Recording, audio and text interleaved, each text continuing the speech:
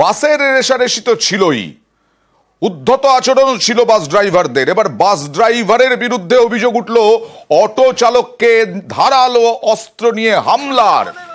সোদপুর মধ্যমগ্রাম রুটে বাস যাচ্ছিল, সঙ্গে অটো যাচ্ছিল, তর্কাতর্কি হয় বাস ড্রাইভার এবং অটো চালকের। তারপরে অটো চালককে বেধড়ক মারধর, বাস ওভারটেক করার সময় তর্কাতর্কি হয়। তারপরে বাস থেকে নেমে অভিযোগ অটো চালককে ধারালো অস্ত্রের কোপ। হাসপাতালে ভর্তি অটো চালক। কথা বলবো প্রতিনিধি সুবীরের সঙ্গে। সুবীর, কি এমন হলো?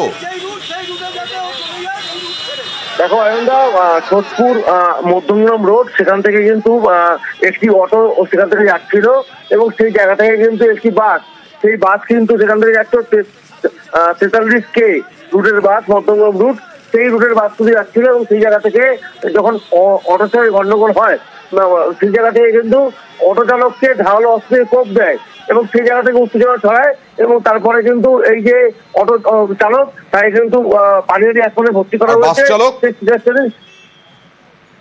বাস চালক সুবীর, বাস চালকের বিরুদ্ধে কোনো পদক্ষেপ?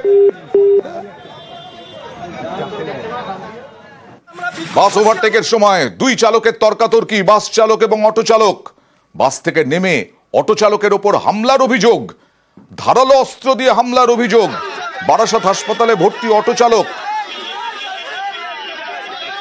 তারপরে এই অটো চালকরা ক্ষোভে ফেটে পড়েন, গুরুতর জখম হন অটো চালক সুমিত বিশ্বাস।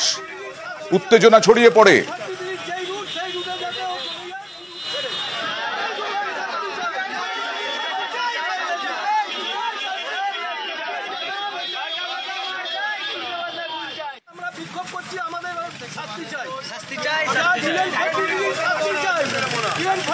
বাস চালক না বাস কন্ডাক্টর? সুবীর, শোনা যাচ্ছে?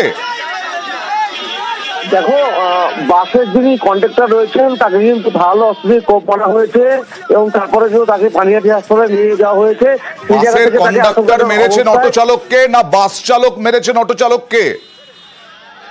বাস অটো চালককে কিন্তু মারধর করা হয়েছে এবং এই যে অটো চালকের সাথে কন্ট্রাক্টরের গন্ডগোল হয়েছে, দুজনের মধ্যে হাতাহাতি হয়েছে এবং সেই জায়গা থেকে কিন্তু অটো চালক যে রয়েছেন তাকে কিন্তু ধারালো অস্ত্রে কোপ দেওয়া হয়েছে এবং তাকে পানিহাটি হাসপাতালে নিয়ে যাওয়া হয়েছে।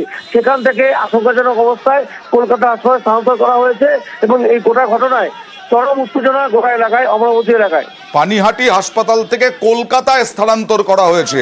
আহতকে পানিহাটি হাসপাতাল থেকে কলকাতায় স্থানান্তর করা হয়েছে চিকিৎসার জন্য।